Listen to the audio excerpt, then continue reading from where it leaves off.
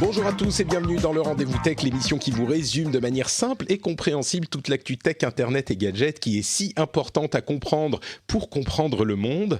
En fait, c'est ce que nous vous aidons à faire ici. Nous vous aidons à comprendre le monde en 1 heure par semaine. C'est quand même pas mal. Je suis Patrick Béja et je suis accompagné aujourd'hui, j'ai le grand plaisir de recevoir à nouveau Gaël Girardot. Comment ça va, Gaël ? Bonjour Patrick, écoute, très bien, cette rentrée qui commence doucement, c'est parfait. Et toi ? Écoute, ça va, je suis d'autant plus heureux de te recevoir dans l'émission que tu fais désormais partie de l'équipe régulière, donc on te retrouvera régulièrement dans l'émission. C'était déjà un petit peu le cas avant, tu venais de temps en temps, mais là ça sera un petit peu plus souvent, et je suis très heureux que tu contribues avec tes connaissances et ton expertise à l'émission. Je suis sûr que les auditeurs seront heureux aussi. Écoute, je te remercie de ta confiance et j'en suis ravie aussi. On va parler de sujets assez épineux et puis des petites choses un petit peu plus tech gadget aussi. On va parler de Facebook, décidément ils sont jamais très loin quand on parle de tech. Puis on va aussi parler de YouTube qui fait des trucs pour les enfants. C'est super ça, forcément, le YouTube qui fait des trucs pour les enfants. Des nouveaux iPhones, de Google qui change un petit peu la nomenclature d'Android, de Disney+, de plein de choses.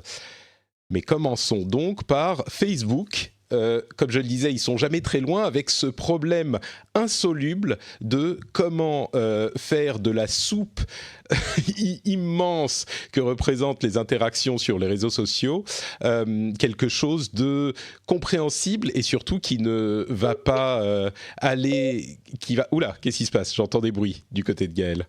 T'es toujours là ? Je ne sais pas. Oui, je suis toujours là. D'accord, ok, très bien. Et donc, cette soupe d'informations dans les réseaux sociaux qui est difficile à classer. Avant de faire ça, je voudrais tout de même remercier encore une fois les auditeurs qui soutiennent l'émission, bien sûr, par patreon.com/rdvtech. Aujourd'hui, je remercie spécifiquement Florent Martial, Gouil, Thomas Baron, Doc W, Kroumi, Akutama et Vincent G. Ce sont quelques-uns des nombreux auditeurs qui choisissent de soutenir financièrement l'émission. C'est grâce à vous que l'émission peut exister et si jamais vous appréciez l'émission, je vous remercie de considérer, peut-être si vous le pouvez, si vous en avez les moyens, donner quelques sous comme le font ces merveilleux contributeurs. Donc, qu'est-ce qu'ils font chez Facebook aujourd'hui ? Quelle est leur nouvelle solution à tous nos problèmes de fake news ? Eh bien, il semblerait qu'ils soient en train d'engager une équipe de journalistes qui n'est pas immense, on ne sait pas exactement combien, mais qui créerait en fait une section nouvelle d'informations qui serait dans une nouvelle table. Alors c'est à l'état de test en ce moment, de test interne, et qui pourrait être commencé à tester pour le public d'ici la fin de l'année. Et donc l'idée serait que bien sûr c'est un changement par rapport à ce qui se passe sur tous les réseaux sociaux, et même ça va plus loin, même jusqu'à Google et les sociétés qui essayent d'organiser l'information du monde entier, parce qu'ils ont généralement une approche 100% algorithmique. Donc, ils font un algorithme qui va faire ressortir les informations dont ils pensent qu'elles sont importantes et qu'on veut les voir. Et bien sûr, le problème, qu'on en parle souvent dans l'émission, c'est que ces algorithmes n'ont pas de moyen de savoir vraiment ce qui est intéressant. La seule chose qu'ils peuvent savoir, c'est qu'est-ce qui provoque des interactions. Et malheureusement, comme on l'a constaté depuis quelques années, ce qui provoque les interactions, le plus d'interactions, c'est généralement des informations qui sont scandaleuses, qui font du bruit, qui font réagir, qui énervent, qui frustrent, etc. Donc, bien sûr, on l'a tous constaté, ça provoque des problèmes qui sont difficiles à résoudre. Facebook serait en partie au moins en train de jeter l'éponge sur l'aspect algorithmique et peut-être engager une petite équipe de journalistes. Est-ce que ça pourrait résoudre ou au moins commencer à résoudre le problème ? Est-ce que c'est la bonne direction ? Je ne sais pas si j'ai vraiment la réponse. Du coup, je donne la parole à Gaël. Je me décharge de la conclusion. La patate chaude. Voilà, c'est ça. Est-ce que c'est la bonne solution, Gaël, ou est-ce que c'est un début de réponse ? Pareil, j'ai pas la réponse malheureusement. Je vais essayer d'être positive. Je vais dire, en tout cas, il y a une intention. Donc, je pense qu'il y a une prise de conscience mondiale sur la problématique des fake news. Facebook commence à faire quelque chose. Est-ce que c'est la solution? En fait, ce qui me pose problème, déjà, en premier lieu, c'est que c'est un onglet qui va être à part. Donc ça veut dire que ça n'est pas dans ton newsfeed où tu partages, là où tu as l'habitude de partager tes articles, tes liens, tes photos, tes vidéos, c'est à part. Donc déjà, ça veut dire que pour faire la démarche d'aller chercher de la news qui a été catégorisée, filtrée, retravaillée par des journalistes, ça veut dire que tu as déjà conscience, tu as déjà envie d'aller vers ça. Donc ça veut dire que les personnes qui vont se diriger vers ça sont finalement peut-être déjà des gens qui ont l'habitude, en tout cas, d'avoir un esprit critique un peu plus que la moyenne, je dirais. Donc finalement, on va retrouver les mêmes personnes qui vérifient leurs sources et qui font attention aux fake news dans cet onglet-là versus tous les gens qui vont continuer à rester dans leur page Facebook habituelle. C'est vrai que ça peut poser un problème, mais d'un autre côté, si j'essaye de voir le revers plus brillant de cette médaille, je me dis que ça peut aussi, d'une certaine manière, décrédibiliser un petit peu ce qu'on voit dans le flux classique. Et à vrai dire, il n'est pas interdit il n'est pas impossible qu'on retrouve certains de ces éléments qui soient liés dans le flux classique et qui nous amènent ensuite dans l'onglet sur les news, entre guillemets, sélectionnés par les journalistes. Mais ça peut décrédibiliser un petit peu le flux en général et dire, bon, bah, ça, c'est ce qu'il y a dans le flux, on n'y croit pas trop. Ou alors, on le prend avec des pincettes. Et puis, avec, bien sûr, toujours notre esprit critique, mais ce qu'il y a dans l'onglet news, là, c'est les news sérieuses. Je me dis, ça pourrait aussi avoir cet effet, peut-être. Effectivement, alors le problème, c'est qu'on ne sait pas encore exactement à quoi ça va ressembler. Ce qui serait intéressant, je trouve, je ne sais pas si c'est prévu ou pas, mais effectivement, si par exemple, quand tu repartages ces news-là au sein des feeds basiques, s'il y a un petit signe, un petit logo qui dit ça fait partie des, tu vois, verified ou fact-checked, ou tu vois, qui montre que ça, c'est déjà, effectivement, ça fait partie du travail des journalistes de Facebook, je trouve effectivement, si c'est réintégré en fait au sein de ton feed actuel, c'est intéressant. Mais de toute façon, encore une fois, la démarche est positive, je ne dis pas le contraire, ça va vers quelque chose. Est-ce que c'est la solution ? Je ne sais pas si c'est suffisant pour l'instant, mais il faut bien commencer quelque part, on est d'accord. Après, est-ce que c'est aussi, je suis désolée, je vais repartir dans le côté cynique des choses aussi un petit peu, mais est-ce que c'est aussi une façon de conserver les utilisateurs, de recréer un portail news et juste rester à l'intérieur de Facebook et obtenir plus de data sur ta consommation news? C'est possible aussi, mais après, c'est aussi la façon dont Facebook a de monétiser et c'est leur business model, si tu veux. Donc ils peuvent pas en déroger, ils peuvent pas faire autrement. Bon, ça, c'est sûr que toutes les modifications qu'ils font à leurs produits, c'est toujours pour, entre guillemets, l'améliorer, s'assurer que les utilisateurs continuent à l'utiliser. Et là, c'est une réaction qu'ils ont, évidemment, parce que, alors pas parce que les utilisateurs arrêtent de l'utiliser, mais parce qu'ils ont un sérieux bad buzz et ça pourrait mener à quelque chose de négatif dans les volumes d'utilisation à terme. Et oui, comme tu le dis très bien, ça n'a pas que des aspects positifs.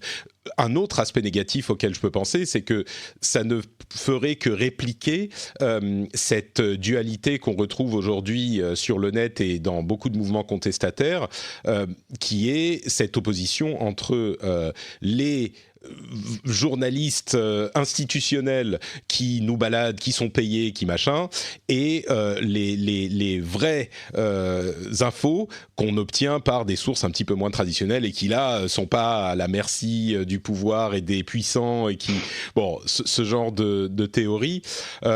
Ceci dit, ces idées-là, elles existent de toute façon et elles vont pas disparaître. Je pense que maintenant, on a traversé le Rubicon un petit peu à ce niveau-là, mais par contre, on peut essayer de rééquilibrer un petit peu.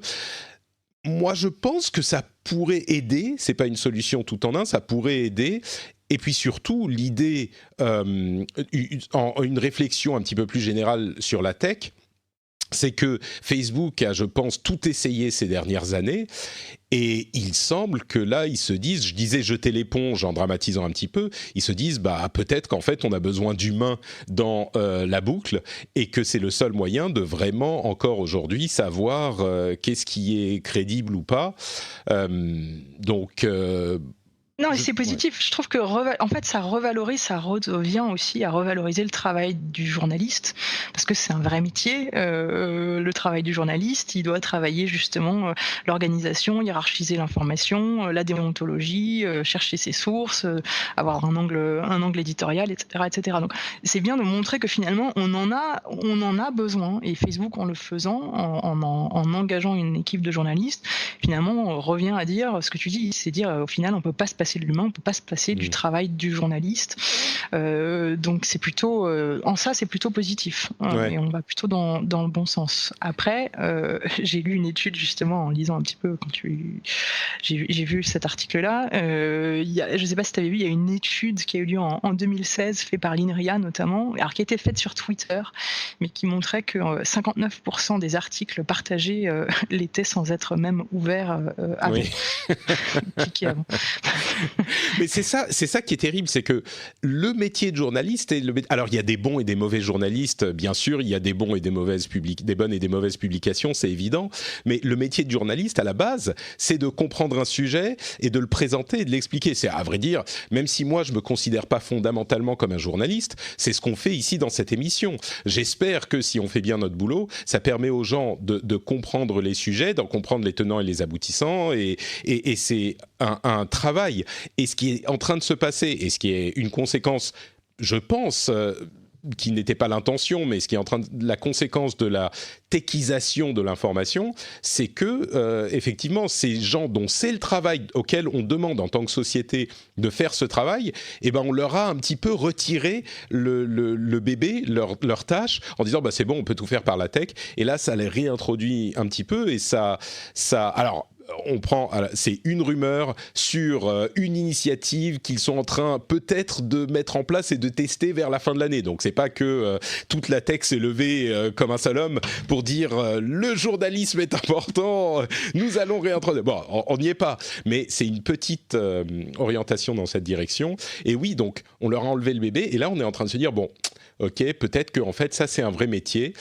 Mais en même temps, je peux pas vraiment être. Si on regarde la manière dont évoluent les choses, la tech f- permet justement de se passer de nombreux métiers, et dans 80% des cas, ça fonctionne. Quand je parle de tech, c'est au sens large. Quand on peut parler de, je sais pas, le travail à l'usine, des trucs qui n'étaient pas forcément hyper sexy à faire comme métier, mais souvent ça marche. Et parfois, malheureusement, ça marche pas, il faut corriger. Peut-être que c'est le début de cette correction, quoi. Bon, parlons une autre correction. YouTube a annoncé assez discrètement quelques changements de ses policies, de ses pratiques envers les enfants et envers les vidéos spécifiquement destinées aux enfants. Il y a d'une part une question de publicité, c'est-à-dire qu'ils vont limiter ou même complètement arrêter la publicité sur les vidéos destinées aux enfants, ce qui est une grosse étape parce qu'ils sont extrêmement populaires sur YouTube. Les vidéos aux enfants, ils ont des millions et des millions et des milliards de vues. Et d'autre part, alors j'ai lu et je crois que j'ai compris les mots, mais je suis pas sûr d'avoir compris vraiment si c'était ça la situation, parce que peut-être que je te laisse expliquer, mais on s'en émeuvait avant de commencer l'émission tous les deux. Tu peux nous expliquer ce qui se passe avec le contenu violent ? Alors, c'est assez flou aussi pour moi, parce qu'effectivement, il y a des choses pour moi qui étaient déjà faites. Donc, leurs annonces sont assez surprenantes.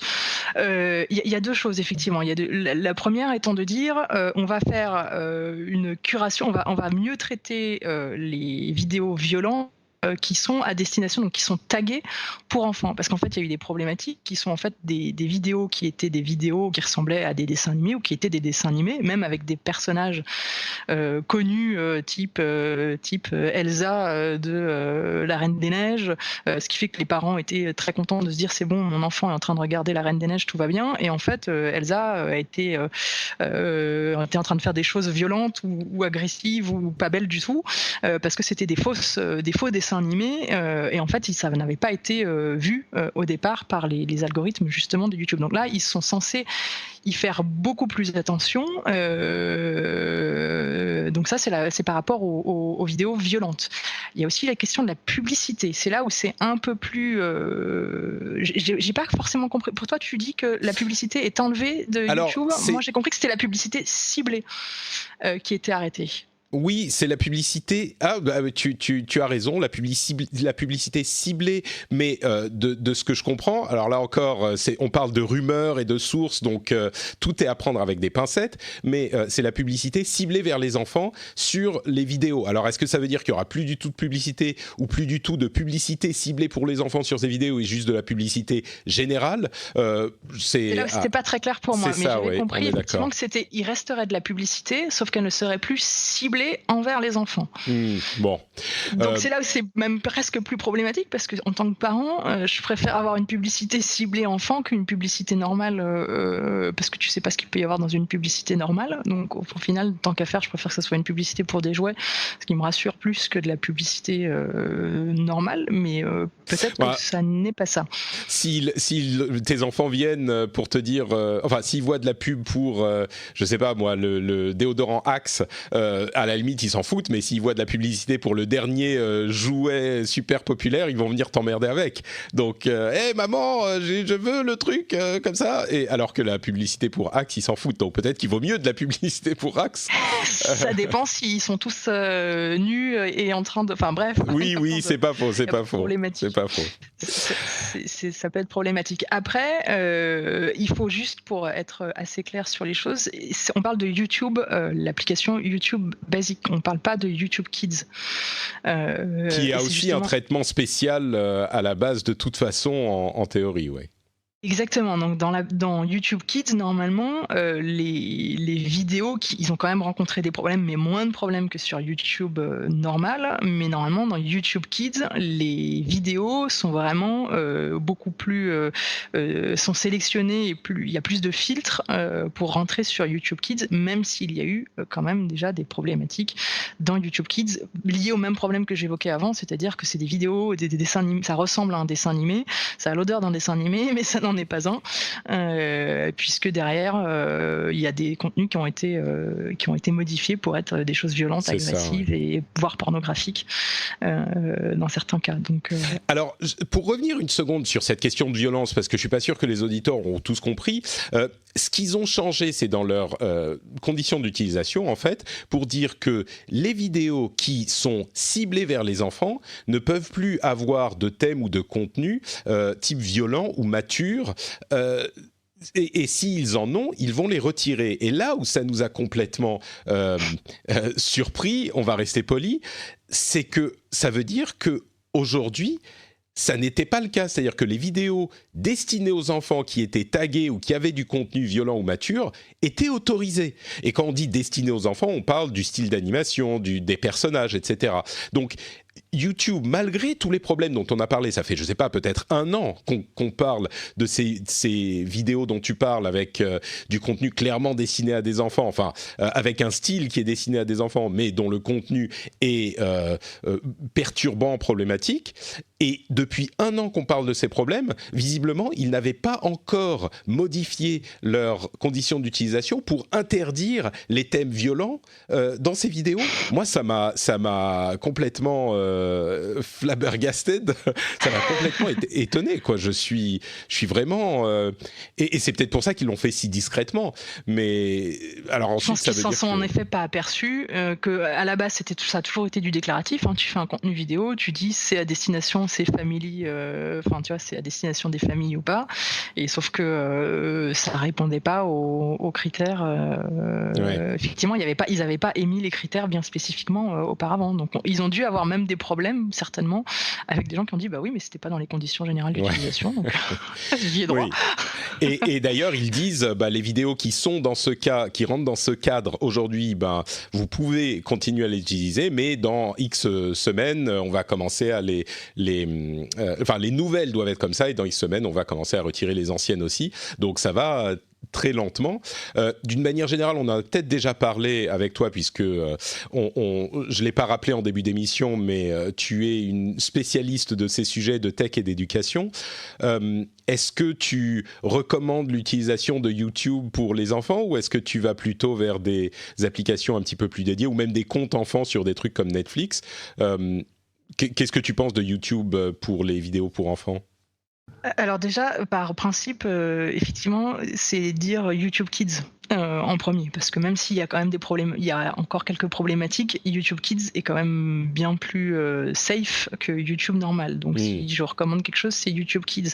Après, reste la problématique, quoi qu'il arrive, de à partir de quel âge je laisse mon enfant seul face à un écran?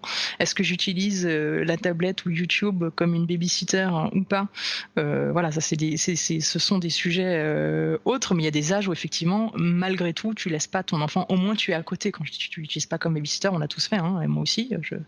Je ne déroge pas à la règle. Je donne la tablette à mon fils, il regarde un dessin animé dessus. Simplement, il est pas seul dans sa chambre et j'entends ce qui se passe. Donc, mais du coup, quand tu lui donnes la tablette, est-ce que YouTube Kids, soit tu dis ok, ça passe si je garde une oreille ouverte, on n'a pas forcément besoin d'aller vers une application qui est complètement fermée où tout le contenu est sélectionné à la main, comme je pense à Netflix, parce que c'est la réponse évidente, mais comme Netflix avec sa section enfant, YouTube Kids, ça va quand même pour toi?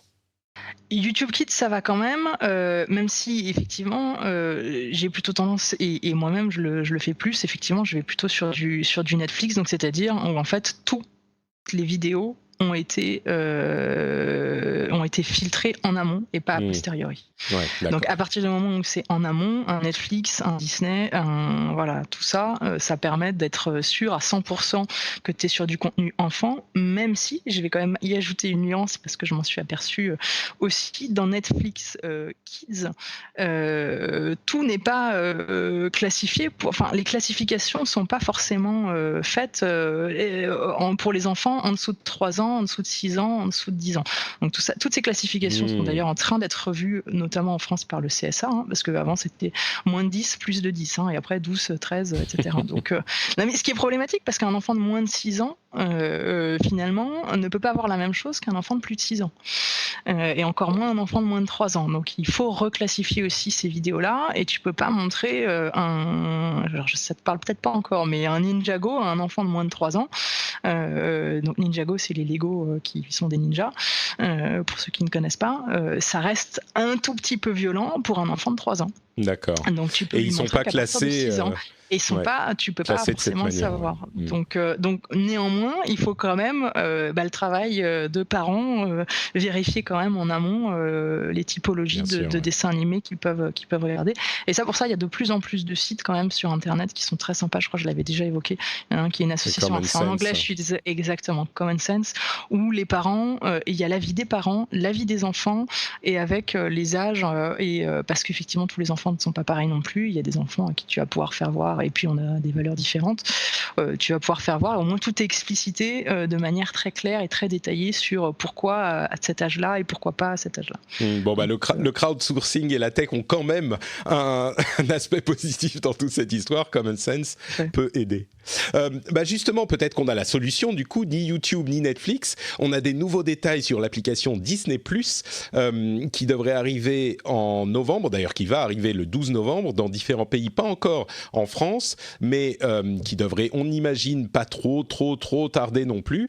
Et là, on reparle de tech un petit peu en général, au-delà des applications pour les enfants, même si on va y revenir aussi. Il frappe très très fort, puisqu'il y aura... le prix devrait être de 6 € environ en Europe. Ils vont faire un test en Hollande, pas en Hollande, mais aux Pays-Bas, voilà, je vais y arriver, en même temps que la sortie aux États-Unis, et le prix là-bas serait de 5,99 ou 6,99. Et pour ce prix, donc on est bien moins cher que Netflix, en fonction des différents plans sur Netflix, donc le plus cher étant le plan qui vous autorise à streamer en 4K, avec le prix de Disney+ basique, vous pourrez streamer en 4K sur 4 écrans simultanés. Par contre, là où c'est intéressant, c'est que Disney ne va pas être aussi laxiste, on va dire, sur le partage de mots de passe que ne l'est Netflix aujourd'hui. Ils vont être beaucoup plus stricts, ce qui est un coup bien joué, je pense, parce que pour ce prix-là, ils se disent... Bon, bah ça va, on peut quand même... plusieurs personnes peuvent payer ce prix, alors que Netflix, beaucoup plus cher, on est plus enclin à partager le login et le mot de passe. Et pour Netflix, ça va être un petit peu dur de créer des comptes moins chers en disant, bah oui, mais du coup, maintenant, on peut moins partager les mots de passe, on va être plus strict là-dessus, parce que les gens ont pris l'habitude. Donc, je trouve que c'est bien joué de la part de Disney+. Et en plus de ça, ils auront bien sûr des sections enfants, c'est Disney. Et là où c'est intéressant, c'est qu'ils vont avoir des sections avec beaucoup de curation, évidemment, et sélectionnées par personnage. Genre, si votre enfant aime Mickey, il va pouvoir avoir sa section Mickey. Si votre enfant aime Elsa Reine des Neiges, merci. Il pourra avoir plusieurs dessins animés avec elle, etc., etc. Je pense que Disney+, bien sûr, il va y avoir tous les trucs Marvel qui vont faire que moi, je vais prendre 4 abonnements pour être sûr de pouvoir le regarder partout. Mais en plus de ça, pour les enfants, je pense que ça va être le truc des parents, comme l'a toujours été Disney. Ça va être une bonne affaire. Et surtout que c'est aussi profil par âge, j'ai vu. Hein. Donc tu peux profiler tout à fait, par... C'est ça qui m'y a fait penser quand tu le disais. Ouais. Exactement, donc c'est pas seulement par personnage, mais du coup tu peux dire mon enfant a moins de 3 ans, moins de 6, etc. Donc ça c'est pas mal. Ouais, donc, et il y a une bonne quantité de profils, je crois qu'il y a genre 4 ou 5 entre 0 et 12 ans, donc on peut vraiment cibler. Et j'ai vu beaucoup de commentaires un petit peu, moqueurs à l'égard de Salto, la solution de France Télévisions, M6 et TF1, je crois, qui s'unissent pour créer leur service de streaming français, francophone. Et beaucoup de commentaires disaient Salto, eux ils ont Disney+, mais nous on a Salto, bon courage Salto. Et je trouve ça un petit peu facile. Je pense que Salto a vraiment sa chance, même si les gens qui écoutent cette émission et qui évoluent dans ces cercles et qui regardent Netflix sont pas forcément la cible. Je pense qu'il y a une possibilité pour Salto. Le problème, c'est que, comme on le commence à l'entendre, certains gros morceaux de ces chaînes, on pense à Cache Investigation notamment, dont Numérama nous dit qu'ils ne seront pas sur Salto. Et les émissions qui font de grosses audiences ne seront visiblement pas sur Salto et on comprend pas exactement très bien pourquoi, mais il semble qu'ils veuillent les réserver à leur propre service de replay. Et s'il y a ce genre d'attitude qui est développée, si c'est pas des questions de régulation et de questions problème de concurrence et de monopole, c'est une chose, mais si c'est juste parce que ces chaînes se disent Salto c'est bien, mais nous nos gros morceaux on va quand même les garder pour nous, là évidemment que ça ne peut pas réussir. Donc c'est un vrai danger, il faut qu'ils y aillent à fond sur Salto et qu'ils fassent tout ce qu'ils peuvent pour que ça fonctionne et que ça attire le public. Si chacun y va à reculons, là forcément ça va se planter. Mais c'est ça qui ferait que Salto se plante ou pas. Moi je crois qu'il y a un vrai public de contenu francophone et français. La preuve, il y a plein de gens qui regardent encore la télé. C'est peut-être pas les générations les plus jeunes, mais ça pourrait donner quelque chose et ça pourrait leur donner l'occasion de se moderniser. Le danger vient pas directement de Disney+ et Netflix, évidemment s'il est là aussi, mais le danger vient de la sincérité avec laquelle ils s'engagent dans cette initiative, je pense. Je pense effectivement c'est qu'ils n'ont pas compris les usages et ils continuent. En fait, Salto, t'as raison, a de l'avenir s'ils le font bien, s'ils y vont à fond. Et c'est pas une mauvaise chose. Et il n'y a pas à être moqueur sur ce sujet-là. On est plutôt moqueur sur la façon dont c'est annoncé et la façon dont ils remettent encore la différence en disant oui, mais on garde nos grosses marques et nos grosses productions pour la télé linéaire et non pas pour à la demande. Donc on a le sentiment qu'ils ne comprennent pas ces nouveaux usages, qu'ils ne comprennent pas leur nouveau public et qu'ils veulent rester sur leur ancien public, mais qu'il faut qu'ils s'y mettent dès maintenant parce qu'ils sont déjà en retard. Et Exactement. ils sont encore en train de garder finalement un train de retard en faisant ça. Donc c'est un peu, c'est la façon dont ils le font plutôt que le principe, puisque le principe est bon. Même si à un moment donné, il va falloir avoir Disney+, Netflix, Salto, et ouais, ça, en termes de nombre d'abonnements ça va nous revenir cher toute cette histoire. C'est marrant parce qu'il y a beaucoup de gens qui disent ça et c'est vrai que si on y ajoute en plus les abonnements aux jeux vidéo, on parlera dans un instant de Apple Arcade, il y a d'autres abonnements à des jeux vidéo, les trucs de musique, et il y a plein de gens qui disent « Ah, marre de l'abonite », je ne sais pas si on veut utiliser ce terme, l'abonite, ça suffit, mais moi je trouve que c'est une vision assez pas tronquée, mais assez biaisée de ce nouveau monde. Il y a plein de gens qui disent « Ah, mais c'est comme le câble à l'époque, on était obligé de prendre un abonnement à 80 € et il y avait plein de chaînes qu'on ne voulait pas. » Pour moi, c'est vraiment pas le cas du tout. Toutes les caractéristiques qu'on n'aimait pas de ces anciennes manières de nous livrer du contenu ont été supprimés. On peut, d'une part, on n'est pas engagé, on peut s'abonner et se désabonner absolument quand on veut, et c'est le cas avec tous ces services. Et puis ensuite, on se constitue notre panier de services à la carte. Il n'y en a aucun où on va nous dire « Ah bah, si vous voulez avoir HBO, bah, vous devez avoir telle et telle et telle et telle chaîne que vous ne voulez pas, simplement pour qu'on puisse dire « Ah bah oui, mais vous avez 15 chaînes, mon bon monsieur. » Et donc... En plus de ça, le contenu offert par tous ces services est énorme. Pour moi, je vois toujours mon baromètre, c'est le baromètre ciné. C'est-à-dire combien je suis prêt à payer pour 2 heures d'entertainment, 2 heures de distraction et de bons moments. Un ciné, allez, on va être généreux, ça coûte environ 10 €. Et c'est 2 heures.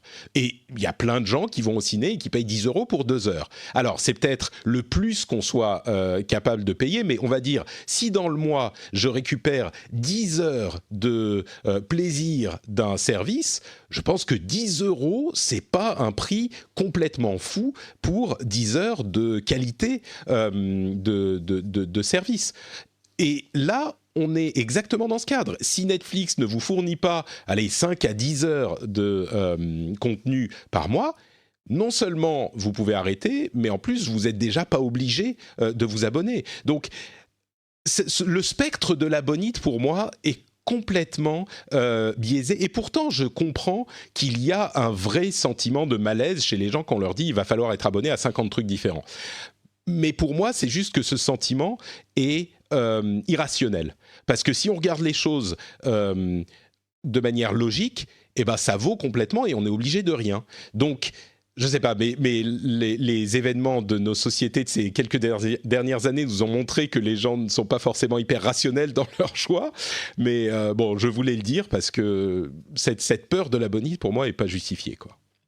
Je pense que la problématique est plus sur la capacité à savoir où est-ce que tu retrouves les choses. Parce qu'effectivement, en plus, les prix sont franchement pas très chers. Si tu mets 6 € par-ci, 6 € par-là, enfin, au final, même si tu t'abonnes à tous, tu dois t'en tirer pour moins cher qu'un Canal+ à l'époque. C'est ça. Oui.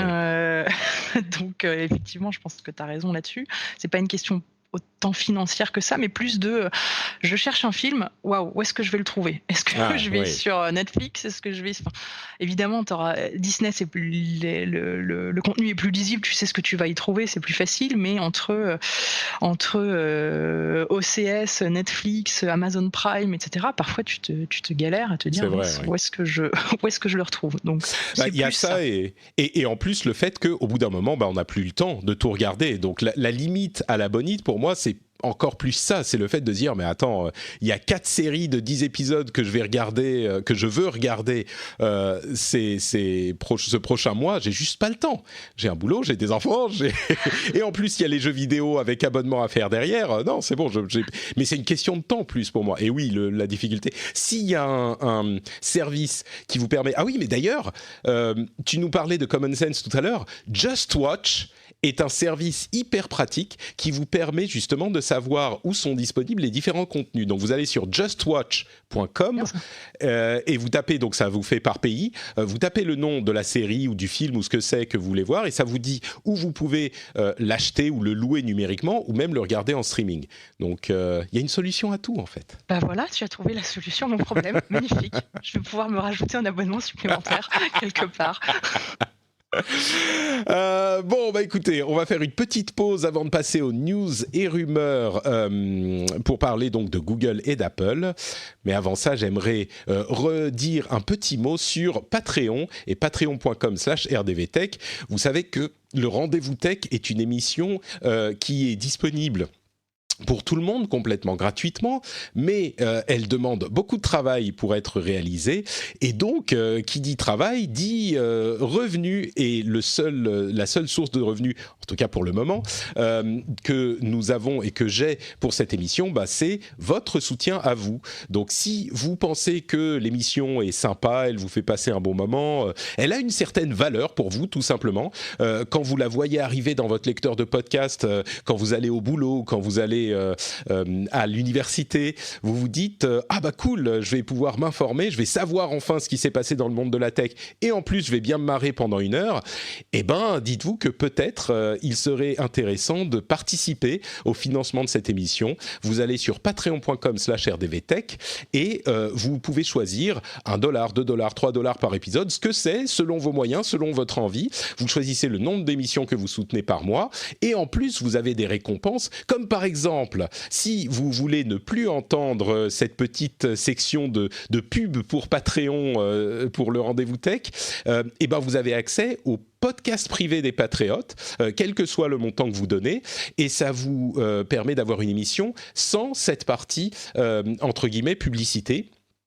Et en plus de ça, vous avez des éditos, vous allez pouvoir entendre ce qui va peut-être se passer dans l'émission dans les semaines ou mois à venir d'ailleurs, avec le dernier épisode de l'édito que j'ai publié sur ce flux. Vous avez des contenus bonus et plein de petites choses, donc si ça vous plaît cette émission et si vous voulez faire une bonne action journalistique pour soutenir le contenu de qualité et qu'en plus vous voulez des petites récompenses, eh ben vous pouvez aller sur patreon.com/rdvtech et je remercie du fond du cœur tous ceux qui le font déjà. Pour vous abonner au podcast privé des Patriotes, le lien est sur le site frenchspin.fr dans la barre de droite où il y a tous les détails, mais en gros c'est très simple. Vous allez sur le site Patreon, sur la page patreon.com/rdvtech et il y a un lien vers le flux RSS, bah là encore dans la barre de droite. C'est très facile à trouver.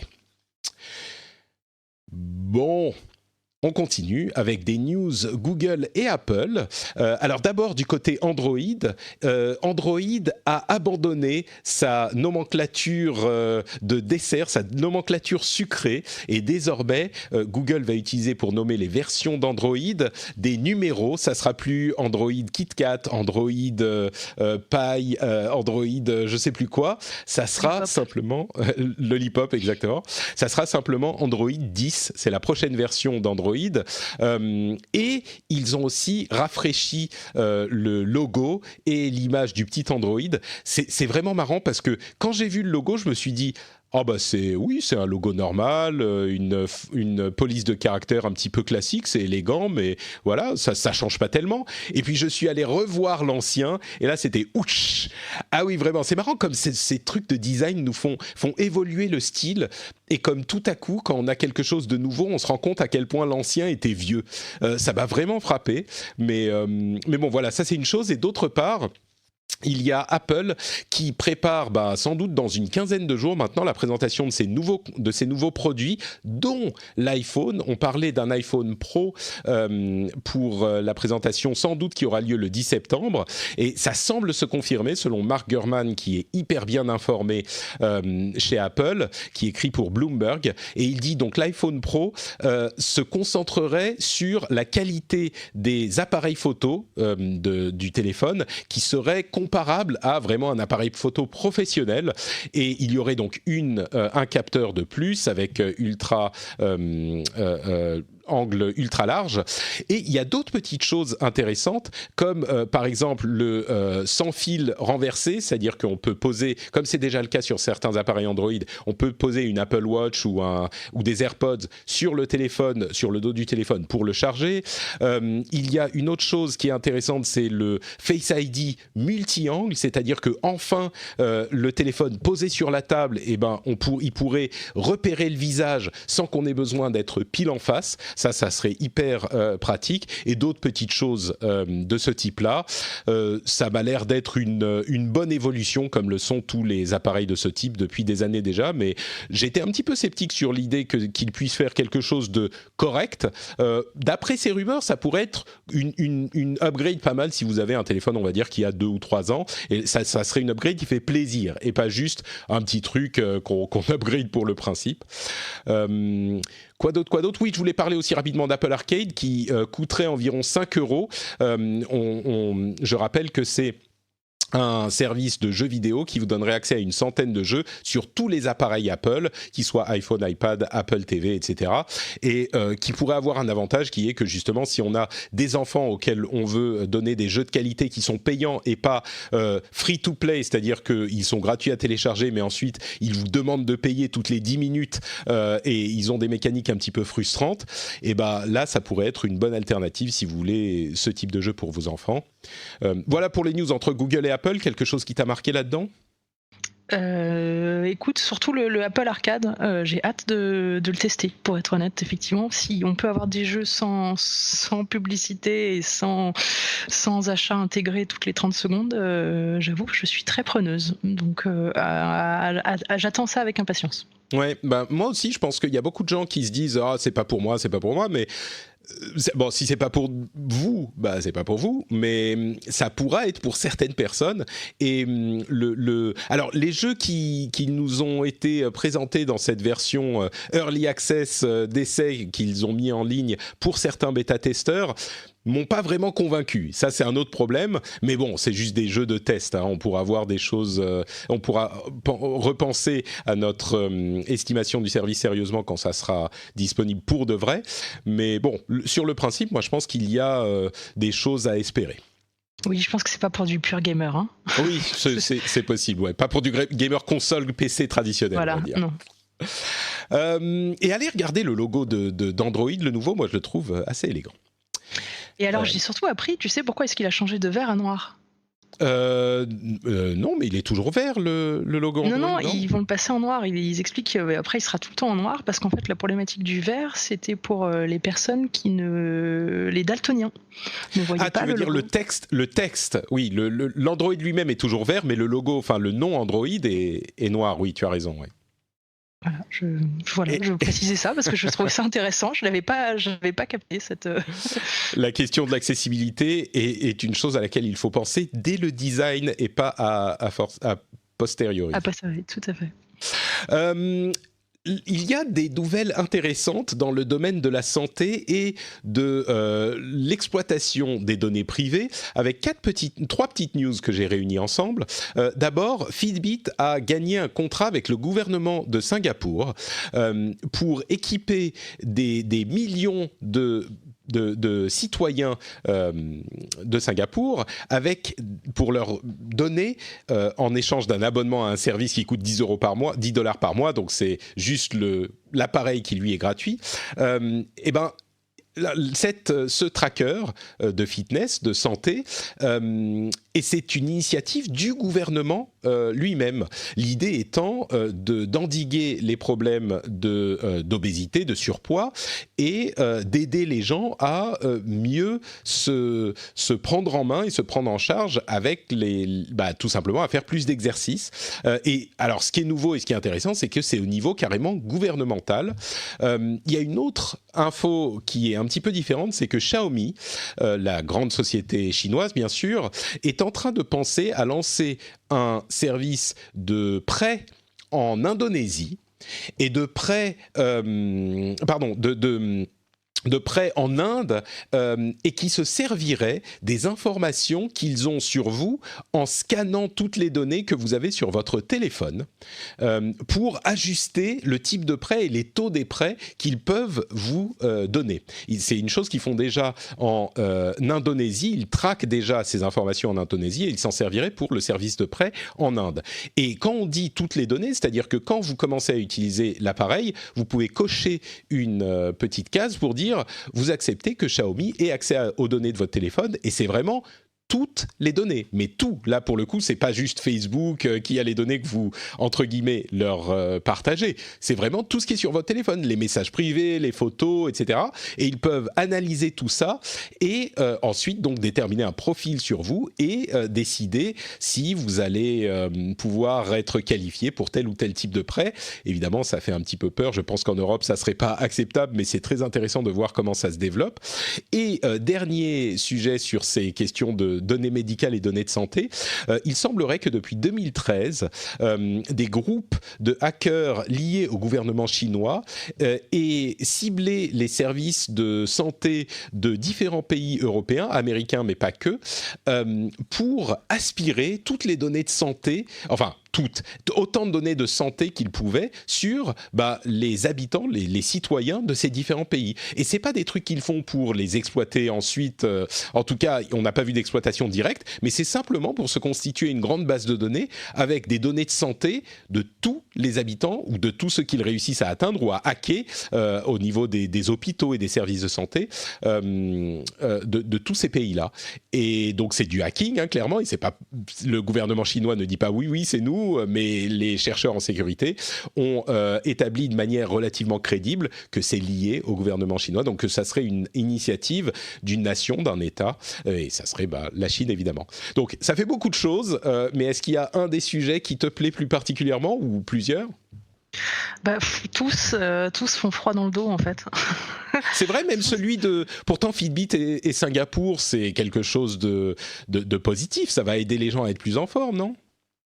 Écoute, non, mais on est toujours sur la problématique de collecte de données. Qu'est-ce qu'on en fait quand on est dans un pays démocratique? Tout va bien. Quand le jour où on ne l'est plus, tout va mal. Le problème, c'est que je venais de finir de lire un roman d'anticipation sur la transparence des données, qui s'appelle Transparence d'ailleurs, un livre de Duguin. Je recommande, sauf si vous avez peur, ne le lisez pas, mais ça...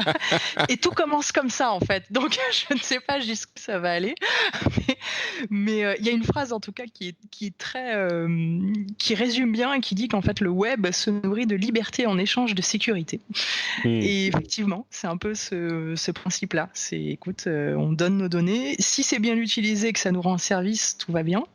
Si après, vous avez vu aussi sur Netflix ce dernier documentaire qui s'appelle The Great Hack, donc sur Cambridge Analytica, c'est intéressant aussi de savoir... faut juste savoir ce qu'on donne comme données et encore une fois, ce qu'on a en échange et comment ça peut être hacké par derrière. Il y a la question du hacking. Pardon, je t'ai interrompu. Vas-y. Non, vas-y. La question du hacking, bien sûr. Mais au-delà de ça, c'est vrai que l'une des grandes peurs quand ces idées de utiliser des trackers de données, on sait qu'aux États-Unis, il y a des sociétés, par exemple, ou des sociétés d'assurance qui donnent des trackers des Fitbit, c'est des trackers d'exercice, de fitness, oui.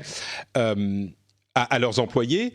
Et puis, si c'est une société d'assurance, alors bien sûr, les choses sont beaucoup moins cadrées aux États-Unis qu'en France, mais on peut tout à fait imaginer des sociétés aux États-Unis qui refusent de couvrir une personne qui n'aurait pas fait assez d'exercice pendant l'année précédente ou ce genre de choses. Et c'est vrai que c'est un petit peu des scénarios catastrophes, mais je crois que depuis Cambridge Analytica, je crois qu'il n'y a plus de scénario catastrophe qui est invraisemblable. Donc, il faut faire attention à tout. Mais en même temps, non, bon, je ne vais pas partir dans ces idées de est-ce qu'il faut indexer les types de sécurité sociale sur les efforts que font les gens. En gros, c'est l'idée qu'il ne faut pas payer pour les gens qui ne font pas d'exercice. Évidemment, il ne faut pas que ça aille aussi loin. On est d'accord que la solidarité, ce n'est pas du tout ce type de philosophie. Mais si ça reste, c'est ça le problème, c'est comme tu disais, comment c'est utilisé et où après. la limite Voilà, si ça reste du côté où on vous encourage et on vous aide et on vous donne les outils pour que ça soit plus facile pour vous de rester en forme, et donc ça bénéficie à tout le monde, à la société au sens large, et aux assureurs qui peuvent réduire leurs coûts, et donc soit leurs bénéfices, soit les prix des assurances, on sait dans quel sens ça va, mais bon, encore une fois, en France, c'est très régulé ces choses-là, mais si ça je veux dire, il y a my point, c'est que il y a quand même un moyen d'imaginer une utilisation positive de ces outils, et peut-être que le fait que ça soit des initiatives qui rentrent dans le cadre d'une administration, ça pourrait être positif. Une bonne chose complètement, je sais pas, mais je peux pas fermer complètement la porte à l'idée que on pourrait en faire quelque chose de positif de ces outils-là, et de l'idée de les diffuser plus largement au grand public, non ? Je sais pas. Mais tout à fait, le nucléaire, quand il a été fait, avait une vocation positive. Hein. Bah, écoute, ça nous a quand même, c'est un exemple et ça nous aide intéressant. encore. Mais non, mais ça dépend de ton usage. Oui, c'est ça. Oui. Ça, tu peux faire l'électricité ou tu peux faire une bombe. Oui. C'est toi qui choisis. Ça dépend dans quelle main ça tombe. On en est toujours là. Hein. Le problème, là, notamment, j'ai vu Xiaomi qui expliquait que le profil de ton crédit de profil était lié aussi à ton réseau social, à tes relations sociales, ta loyauté à la marque, etc. Donc, voilà, qui font ces critères, quels sont ces critères, comment est-ce que c'est utilisé derrière. Je veux pas faire la catastrophiste non plus, mais je dis juste que oui, tu as raison, ça rend des services. Oui, en échange de liberté, on a de la sécurité et on a des services. Faut juste savoir où sont les limites, faut juste savoir ce qu'on donne à qui et comment ça peut être réexploité derrière. Bah écoute, c'est une conclusion sur ce sujet qui me paraît assez positive et qui me rassure sur le fait que nous, on semble vivre dans une région du monde qui est relativement cohérente sur tous ces sujets, et en particulier au niveau de l'Union européenne, puisqu'on voit que l'Union européenne est en train de s'atteler à des régulations, et c'est de ça dont on parle, hein, que ce soit pour les données privées, pour les données de fitness, etc. Je pense que c'est des outils dont on peut envisager l'utilisation, mais il faut que ça soit bien encadré. Et souvent, on a l'image des États-Unis où ils ont une peur bleue de l'encadrement, encore que les choses sont en train de changer avec de nombreuses initiatives, comme on en parle souvent dans l'émission, qui visent à, en tout cas, enquêter sur les géants de la tech. Mais dans ce dont je voulais parler, c'est l'Union européenne qui est en train de plancher sur des limites très strictes sur l'utilisation de la reconnaissance faciale dans le cadre des sociétés privées et des administrations publiques. Et c'est hyper intéressant parce que, comme vous le savez si vous écoutez l'émission, ça fait des mois qu'on parle des problèmes que peuvent poser les principes de reconnaissance faciale. D'une part parce qu'ils ont des biais très clairs raciaux. Au niveau du genre, ça va à peu près, mais des biais raciaux, c'est-à-dire que certaines ethnies, certaines couleurs de peau, je dis racial, c'est le terme... Il y a des gens qui se sont énervés la dernière fois que j'ai dit racial en français, ça n'a pas la même portée en français et en anglais. J'utilise avec le terme, comment dire, l'utilisation anglaise, c'est-à-dire ethnique. Il y a des ethnies qui sont moins bien reconnues et pour lesquelles les pourcentages de reconnaissance sont beaucoup plus faibles, et donc ça mène à évidemment énormément d'erreurs. Et c'est même le cas, c'est-à-dire que sur aucune ethnie, la reconnaissance n'est parfaite. Bref, c'est un outil qui peut peut-être être utilisé dans certains cas. Peut-être qu'à terme, ça sera encore amélioré et ça sera plus utilisable. Mais ce qui me rassure, c'est que l'Union européenne, la Commission européenne, est en train de s'atteler à ce problème que dénoncent d'ailleurs des géants de la tech depuis des mois et qui disent il faut des régulations, il faut des lois et un cadre sur ces sujets. Et donc, la Commission européenne est en train de s'y atteler, ce qui me paraît être, encore une fois, c'est quelque chose de cohérent. Des outils, ok, mais il faut bien les utiliser. Et d'ailleurs, puisqu'on parle d'Europe, ils sont... Alors, c'est pas encore mis en place, mais la prochaine présidente de la Commission, Ursula von der Leyen, aurait comme projet de créer un fonds d'investissement de 100 milliards d'euros pour créer en Europe des géants de la tech. Et là, c'est vraiment les questions, comment dire, on passe aux choses sérieuses, 100 milliards, ça fait quand même quelque chose. Et oui, bien sûr, il y a toujours cette idée qu'on ne peut pas forcer l'émergence de grandes sociétés, c'est très difficile, mais avoir un fonds d'investissement au niveau européen qui va encourager, c'est-à-dire que ça ne va pas forcément marcher, mais à un moment, l'autonomie numérique est tellement importante par rapport aux géants que sont la Chine et les États-Unis qu'il faut qu'on essaye de faire tout ce qu'on peut, à mon sens en tout cas, pour créer justement ces alternatives européennes. Alors ça ne veut pas dire qu'il faut créer un Google européen, qu'on va avoir un Uber français, un Facebook, j'allais dire anglais, mais c'est plus le cas maintenant, un Facebook finlandais par exemple, ou un Netflix espagnol, mais peut-être créer des nouvelles sociétés qui feront les choses dans le futur pour nous donner plus de poids, ou même peut-être des alternatives de ce type-là. Je crois qu'il y a c'est une idée positive parce que c'est un enjeu extrêmement important. Et enfin, sur ces sujets politiques et européens, je voulais mentionner le fait que la France et les États-Unis ont atteint un consensus et un accord sur la question très controversée de la taxe sur les grandes sociétés Internet dont Jérôme et Marion parlaient il y a 2 semaines. Et c'était Guillaume le troisième. Et on a tendance à s'en moquer, là encore, pour différentes raisons. Je ne vais pas revenir sur ces sujets. Pour moi, cette taxe est importante parce qu'elle remet le cadre législatif et le cadre fiscal dans le contexte de ce qu'est le monde et ce que sont le monde et l'économie aujourd'hui. Et on a tous entendu les déclarations de Trump qui disaient « Ah, vous allez voir en France, si vous faites ça, vous allez voir ce qui va se passer ». Eh bien, clairement, les choses ont été habilement discutées pendant ce sommet du G7, dont d'ailleurs on n'attendait pas grand-chose et qui aurait été plutôt positif sur divers aspects, même s'il y a encore beaucoup de travail, avec cette idée que les taxes qui seront levées cette année et en début d'année prochaine en France seront déductibles de la prochaine taxe établie par l'OCDE, donc entre toutes les nations de l'OCDE.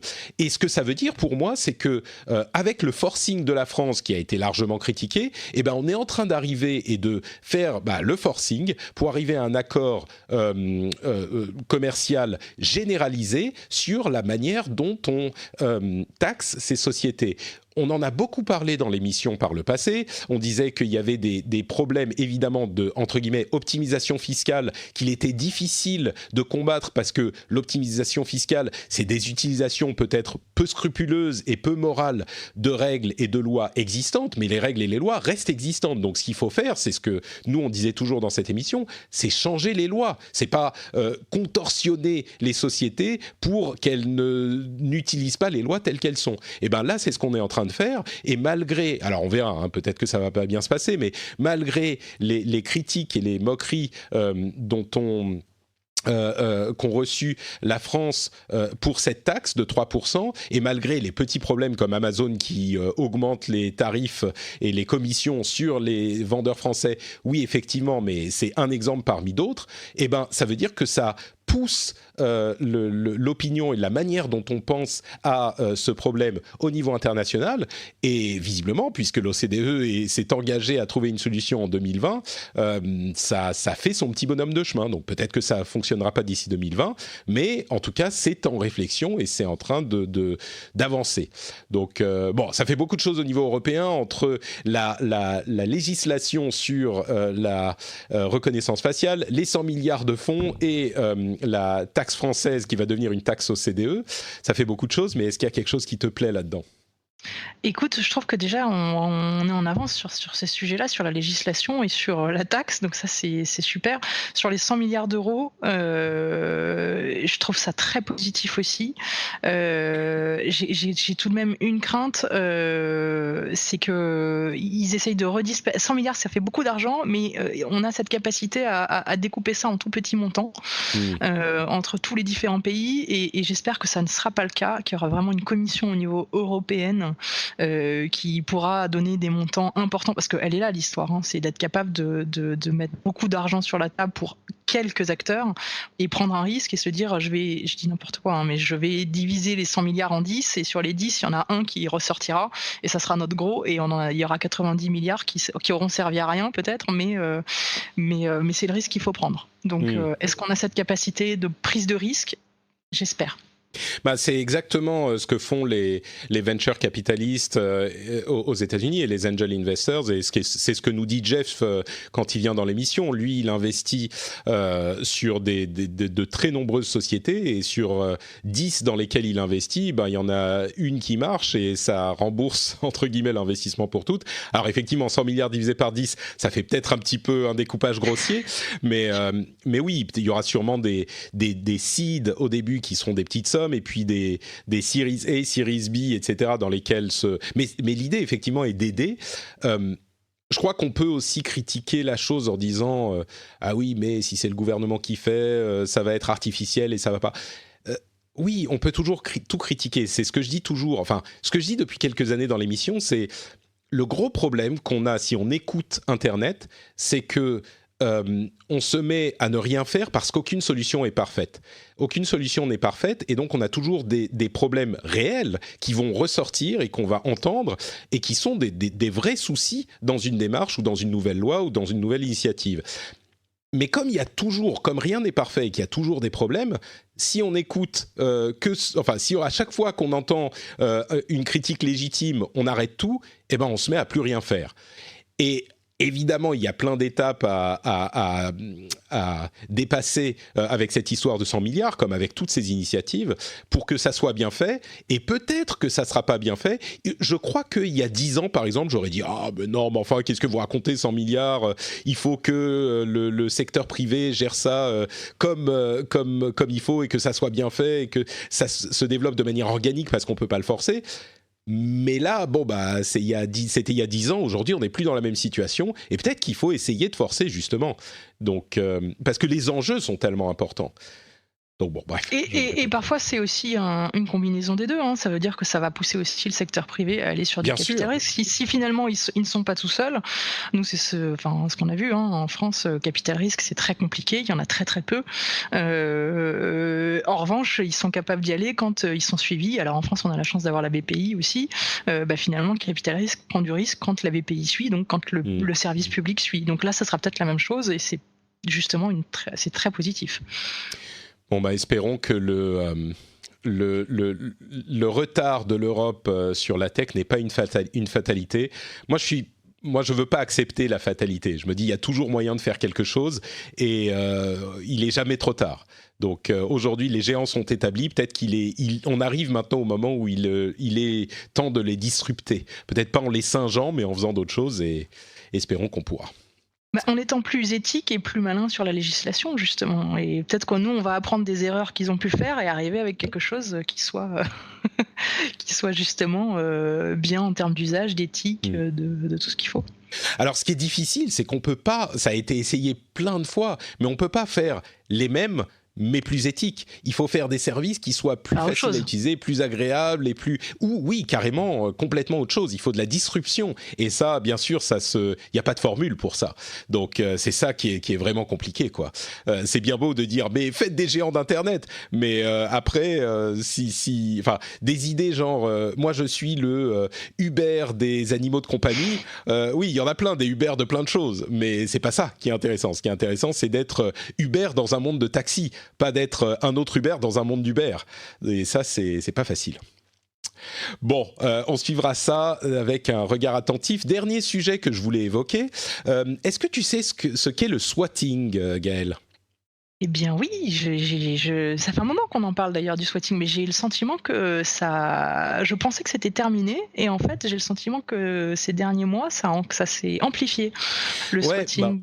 Écoute, pour ceux qui savent pas, le swatting, c'est alors vous savez tous bien sûr que un des sites les plus populaires dans le monde du jeu vidéo, c'est Twitch.tv. C'est un site où on fait du streaming de jeux vidéo, c'est-à-dire qu'il y a des gens qui sont en train de jouer et d'autres personnes, des joueurs, qui les regardent jouer de la même manière qu'on peut regarder un match de tennis, un match de foot. Et ben ces gens qui streament sont des gens qui sont talentueux dans le jeu vidéo et dans le fait de vous faire passer de bons moments aussi à regarder ce qu'ils font. Et il y a une pratique assez détestable, même pas assez, mais complètement détestable, qui s'est développée ces dernières années, qui est d'appeler les autorités de police et de leur dire j'habite à tel endroit, en donnant l'adresse de la personne qui est en train de faire du streaming, si elle a été révélée par différents moyens, et il y a une personne armée qui est chez moi et qui est en train de nous menacer, ou un truc du genre. Alors évidemment, panique, urgence, les services de police envoient des équipes de SWAT, d'où le terme, donc des équipes d'intervention spécialisées, et qui vont rentrer dans le bâtiment, et c'est déjà arrivé par le passé, qui ont surpris les gens qui étaient à l'intérieur, qui n'avaient rien demandé, évidemment, il n'y avait pas d'attaquants, et qui, par le passé, c'est arrivé, ont tué des gens qui étaient dans la maison, parce qu'ils sont en état d'alerte maximum, et le moindre problème peut provoquer ce type de drame. Et c'est un problème, c'est pas que c'est arrivé une fois, c'est arrivé plusieurs fois par an depuis plusieurs années. Récemment, il y a 2 villes, je crois que c'est Wichita et Seattle, où les services de police ont créé un registre des gens qui seraient potentiellement victimes de swatting, donc de ce type de problème, pour justement que le jour où il y a un appel d'urgence à cette adresse, eh ben, les équipes d'intervention, elles y vont bien sûr, mais ils sont au courant que c'est peut-être une blague. Et donc, enfin une blague, peut-être pas le cas.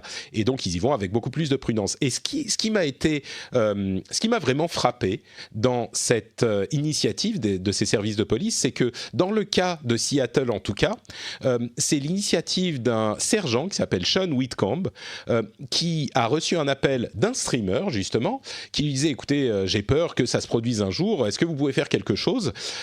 Et le streamer se disait bon je vais demander, mais ça va sans doute rien donner.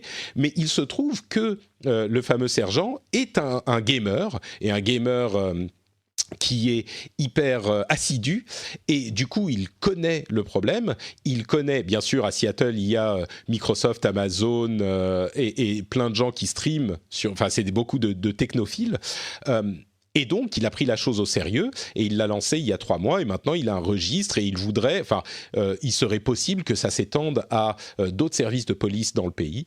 Et donc on parlait la semaine dernière, je ne sais plus de quoi exactement, peut-être d'ailleurs de swatting avec le champion du monde de Fortnite, et c'est vraiment pour moi une question de génération du coup. C'est un exemple du fait que c'est une question de génération. Si le sergent en question n'avait pas été d'une génération qui a grandi avec ces choses-là peut-être, ou en tout cas n'était pas au courant, ou s'il n'écoute pas le rendez-vous tech, c'est un autre moyen d'être de vivre avec son temps, il aurait peut-être pas prêté attention à ce genre de choses. Mais là, il a trouvé une solution simple qui a priori devrait fonctionner, et qui a été relativement simple à mettre en place. Et il y a vraiment cette idée de changement de génération qui est important, quoi. Donc ça m'a frappé. Non, et effectivement, ça, encore une fois, ça aussi, ça va dans le bon sens. Du coup, ça va peut-être arrêter. Par contre, on n'a jamais entendu, je sais pas si toi tu as entendu, savoir ce qui arrivait, si on arrivait à retrouver les gens qui font la blague, et quelles étaient leurs, comment on en punition, oui. Écoute, il y a, si je ne m'abuse, au moins une personne qui a été retrouvée, effectivement, et elle a été condamnée à de la prison ferme. Alors, je ne sais pas combien de temps, mais c'était plusieurs années, et évidemment, c'était quelque chose de parfaitement mérité. Ce type de pratiques c'est complètement criminel, quoi. Ce qui est vicieux, c'est que il y a...